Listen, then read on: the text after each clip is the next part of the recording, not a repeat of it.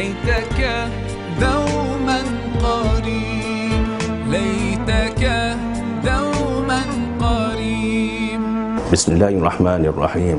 السلام عليكم ورحمة الله وبركاته.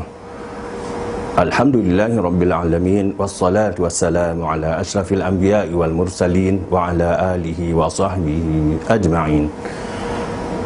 Selamat bertemu di dalam rancangan Tazkirah Ramadan dari Asatizah Masjid Asy-Syakirin. Tuan-tuan, puan-puan penuntun rahimakumullah, sebagaimana kita ketahui bahawa puasa itu adalah satu daripada rukun-rukun Islam yang 5. Sebagaimana firman Allah Subhanahu wa taala, a'udzubillahi minasyaitonir rajim, ya ayyuhallazina amanu kutiba alaikumus-syamu kama kutiba alal ladzina min qablikum la'allakum tattaqun. Shadaqallahul azim. Yang bermaksud, hai orang-orang yang beriman, diwajibkan ke atas kamu berpuasa sebagaimana yang diwajibkan atas orang-orang sebelum kamu agar kamu bertakwa. InsyaAllah pada tazkirah yang pada waktu yang berbahagia ini, di dalam bulan Ramadan ini, sama-sama kita memerhatikan puasa kita yang kita jalani di sepanjang bulan Ramadan ini. Di akhir ayat yang telah saya bacakan tadi, iaitu Allah mengatakan bahawa la'allakum tattaqun, semoga kamu bertakwa, iaitu mudah-mudahan kamu bertakwa kerana bersebab dari puasa kamu. Kerana puasa adalah wasilah menuju takwa. Malangnya sesetengah daripada kita saban tahun kita berpuasa, namun ciri-ciri orang-orang yang bertakwa tidak terdapat di dalam dirinya. Mengapa agaknya? Kerana sebenarnya puasa itu mempunyai beberapa tingkatan. Kerana ketakwaan itu berada di tempat yang tinggi, maka hanya puasa yang tingkatan tinggi sahaja yang akan mendapat darajat ketakwaan. Seperti mana Nabi SAW bersabda, rubba sha'imin laisa lahu min siyamihi illa al-jau', yang berarti ramai orang yang berpuasa, hasilnya hanyalah lapar, tidak mendapat apa-apa dari puasanya. Siapakah agaknya orang yang berpuasa tetapi tidak mendapat apa-apa ganjaran pahala kecuali lapar dan dahaga, atau mendapat hanya sedikit dari pahalanya sahaja?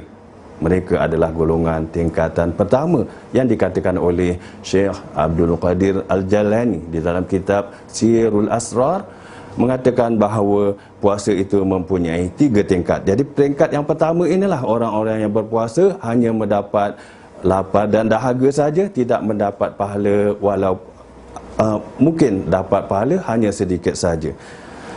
Tingkatan pertama ini dipanggil tingkatan puasa Saumus Syariah, iaitu puasa orang syariat saja. Puasa dari segi sudut syariat saja, iaitu menahan diri dari makan dan minum dan perkara-perkara yang membatalkan puasa dari sudut syariat saja. Seperti seperti menghindarkan diri daripada perkara-perkara membatal, iaitu sejak dari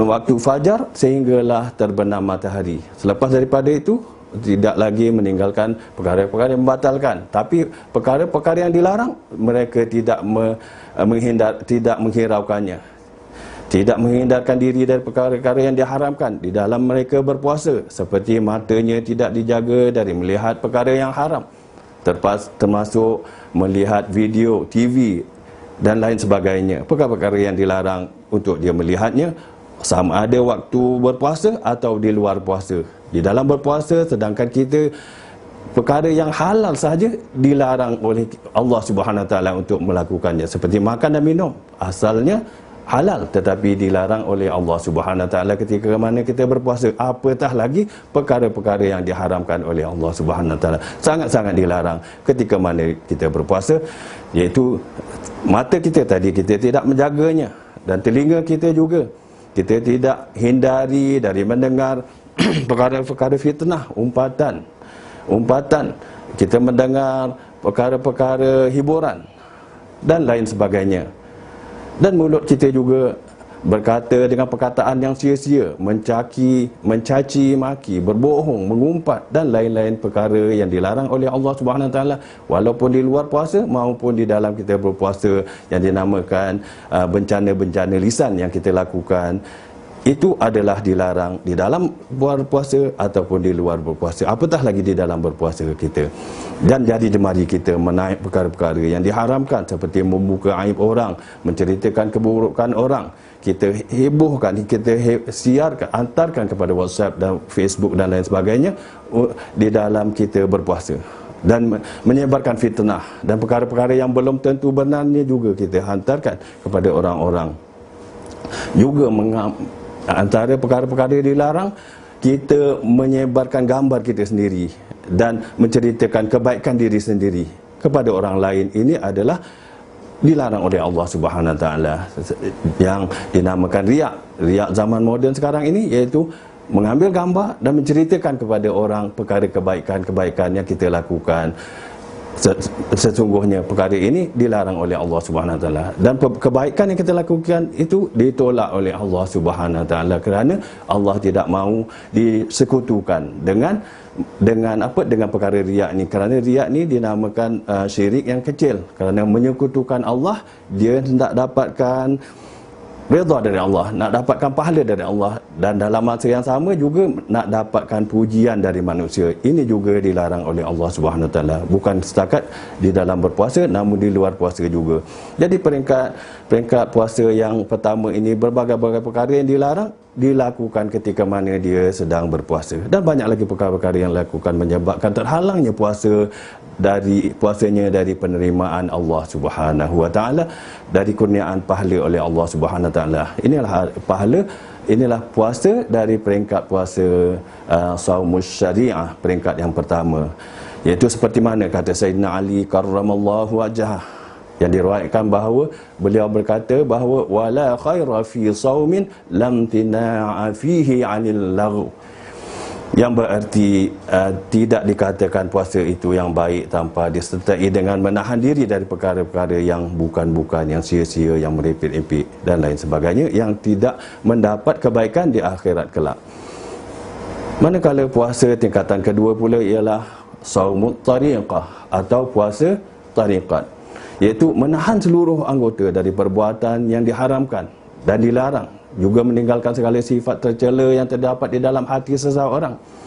Segala dosa zahir, segala dosa batin ini ditinggalkan, bukan hanya ketika menjalankan puasa di siang hari, namun juga pada malam hari dan bila-bila masa sepanjang hayatnya. Selain dia menjaga puasanya daripada terbatal, daripada perkara-perkara yang membatalkannya, dia juga menghindarkan dirinya dari melakukan segala dosa zahir dan batin, bukan sahaja pada waktu ketika mana berpuasa, tetapi pada malam hari tidak berpuasa dan sepanjang masa di dalam kehidupannya. InsyaAllah puasa sebegini akan mendapat ganjaran pahala dari Allah Subhanahu Wa Taala yang tidak terkira besarnya dan banyaknya, seperti firman Allah Subhanahu Wa Taala melalui lisannya Nabi Muhammad SAW di dalam hadis qudsi, kullu amali bani adam lahu illa siyam fa innahu li wa ana ajzi bih, yang berarti semua amal Bani Adam bagi dirinya sendiri kecuali puasa, ianya bagiku, kata Allah Subhanahu Wa Taala, dan akulah yang akan membalasnya. Penonton yang dirahmati Allah sekalian, kita mempunyai pilihan, sama ada kita inginkan puasa tingkatan pertama yang puasanya tidak mendapat pahala kecuali mungkin hanya sedikit, atau puasa yang peringkat yang kedua mendapat redha dari Allah Subhanahu Wa Taala, menerima pahala sebesar-besar ganjaran dari Allah Subhanahu Wa Taala. Kita mempunyai pilihan. Jadi pilihlah puasa yang kedua ini. Kita tidak mengetahui sama ada kita akan hidup lagi pada tahun-tahun mendatang, ataukah ini puasa kita yang terakhir.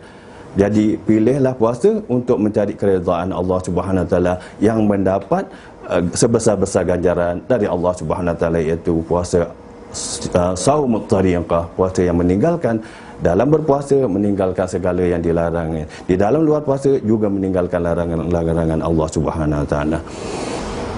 Para penonton yang dirahmati Allah sekalian, tingkatan puasa seterusnya ialah tingkatan puasa saumul haqiqah, iaitu puasa hakikat, iaitu puasa para anbiya, nabi-nabi dan kekasih-kasih Allah, para awliya Allah.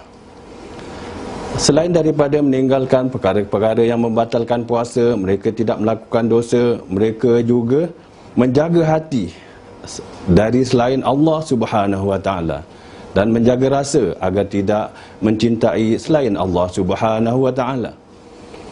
Orang yang di tingkat ini tidak akan cenderung kepada selain Allah, tidak ada yang dicintai, diingini dan dicari selain Allah Subhanahu wa taala di muka bumi ini dan di akhirat kelak.